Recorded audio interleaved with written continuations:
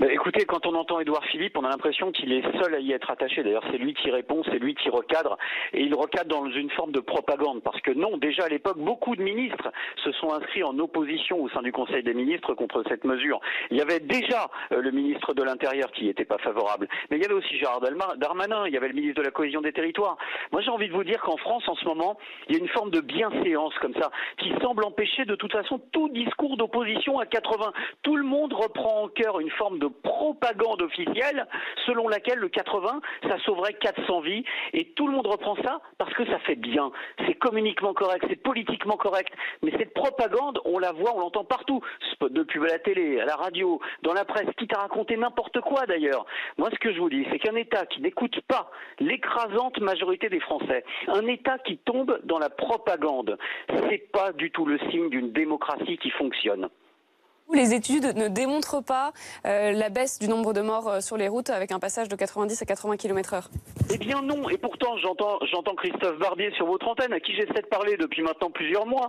Et s'il y a bien d'ailleurs une personne en France qui connaît la réalité de l'expérimentation du 80, c'est bien Gérard Collomb, c'est le premier flic de France. Il avait la responsabilité de cette expérimentation. Mais la vérité des chiffres de l'expérimentation, je vais vous la donner sur BFM TV.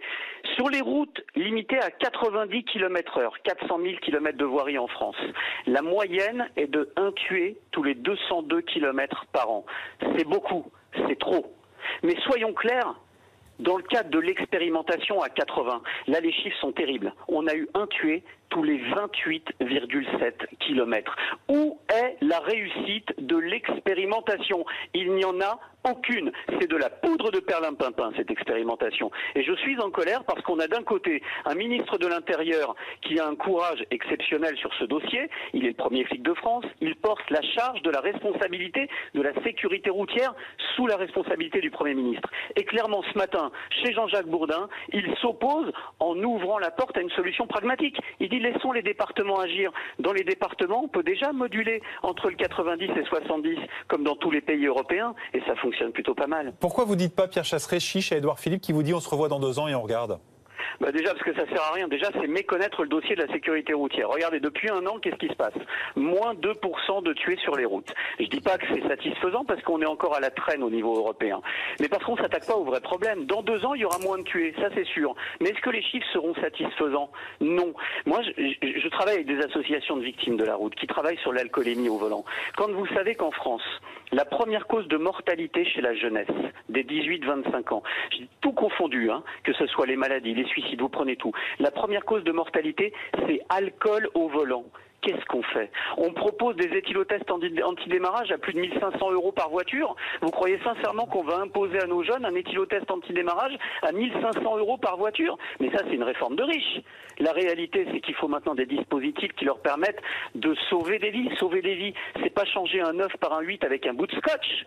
La réalité, c'est que si on veut sauver des vies sur les routes, il faut abandonner ces projets impopulaires et passer sur des réformes de sécurité routière avec l'appui des Français, avec la validation des Français, faire de la sécurité routière avec les automobilistes et les motards et pas contre eux. Là, ce que fait Édouard Philippe, c'est qu'il n'entend pas. Il reste campé, il est dans une posture politique, il ne se rend pas compte juste d'une chose, Édouard, que j'ai bien connu. Édouard, il est en train tout simplement de passer à une posture de suicide politique. Si demain, il ne met pas fin aux 80 km/h, potentiellement dans 1 an, on va se revoir, il y aura plus de tués sur les routes, et ils seront où les 400 vies, les 400 personnes sauvées? Elles seront où? Où seront les chiffres implacables de soi-disant de vies sauvées qu'on aura? On n'aura rien. On n'aura que du vent. On n'aura pas réussi. On aura embêté les Français. On les aura verbalisés davantage. On aura peut-être privatisé les radars de manière illégale. Mais derrière, on aura fait quoi pour la sécurité? On ne protège pas les automobilistes et les motards actuellement. Et la mesure est censée entrer en vigueur au 1er juillet prochain. Merci Pierre Chasseret d'avoir été avec nous.